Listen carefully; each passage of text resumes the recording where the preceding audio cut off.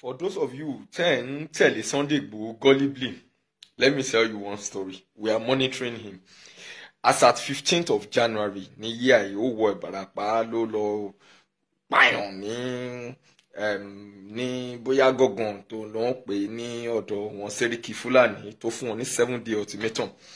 7-day ultimatum expire ní January 22nd. 15th ló fa wàhálà. As at 15th of February, Sunday Igboho was in Germany. Ẹ ti rí nǹkan tí mò ń sọ ẹ̀yin tẹ́ ń tẹ̀lé gullibly. Ó fa wàhálà ní 15th of January. 15th of February, ó ti wà ní Germany, ó ń wà pẹ̀lú àwọn èèyàn tiẹ̀. Bọ̀bọ̀ Sunday Igboho, because ó ti dá bọ̀bọ̀, àti respect ẹ̀ is a shame pé à ń pẹ̀lú èèyàn bẹ́ẹ̀ ní chief.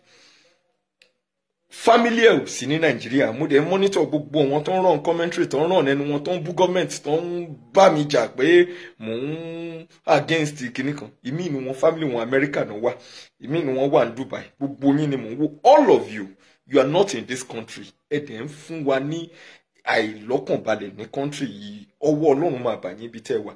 Then I want the government to take a drastic measure. Is it that I can't seize passport Sunday Igboho, get him apprehended, or report him to the German government or all the European government? Come blacklist here. Come and just go war ìlú wọn. Tó bá dẹ̀ ti wọ any of this European zone, money residence permit Netherlands, so it's possible for him to be tracked. Tó bá wọ any Eurozone, come apprehended. Come wá dá padà sí Nigeria. Bóyá orí wọn máa kẹ́, because Sunday Igboho is a major security threat to this country.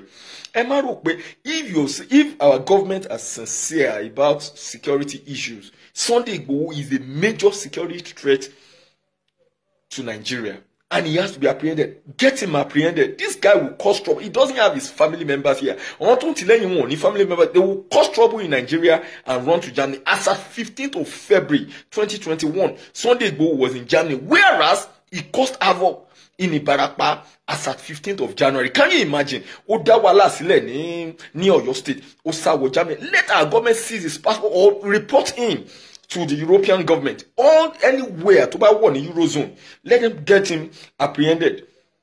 Come wá extradite padà sí Nigeria. And I think that's the best way to do. And tell legally, you have your family members here. And tell èèyàn tó ní family member, èèyàn tó ní resident permit, tó ní pálí tó jẹ́ pé ticket kan ló máa rà tó máa sá lọ Germany. Òun lè ń tẹ̀lé. Ṣó rí yín pé